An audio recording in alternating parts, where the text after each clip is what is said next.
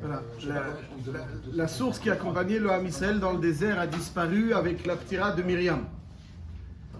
Chazal nous dit dans la Gemara, dans la Masechet Ta'anit, que le Ham Israël a bénéficié de 3 cadeaux qui les accompagnaient dans le désert: la manne, le Hanan et le Be'er.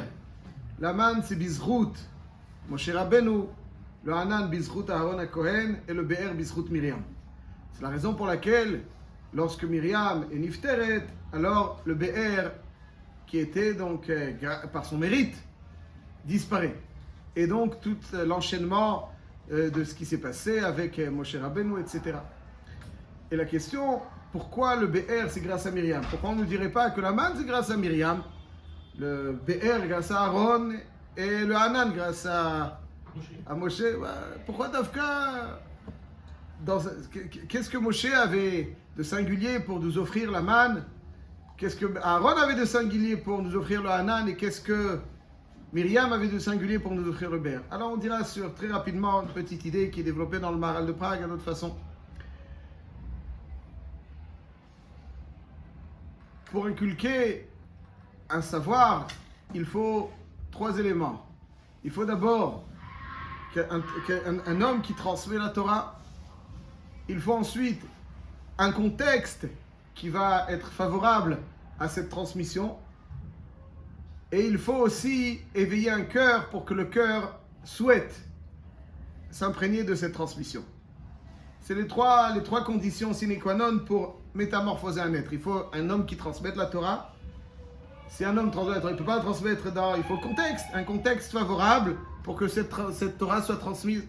Et ensuite, il faut la volonté, la soif.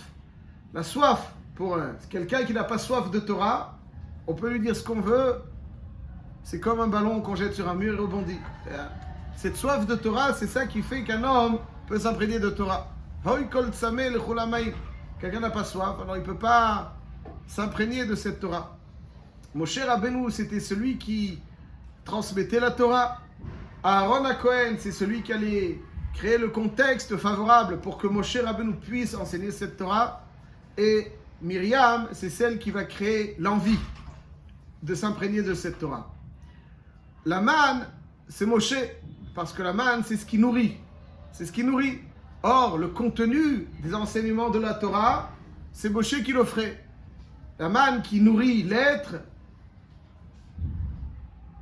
on en bénéficiait grâce au dévouement que montrait Moshe Rabbeinu pour cet enseignement de la Torah. Il était entièrement dévoué sans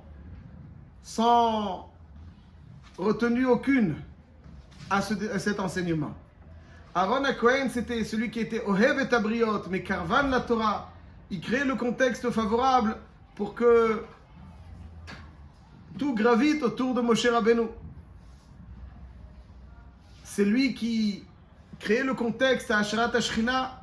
C'est lui qui faisait la avoda dans le Mishkan. C'était le contexte pour Asherat HaShechina.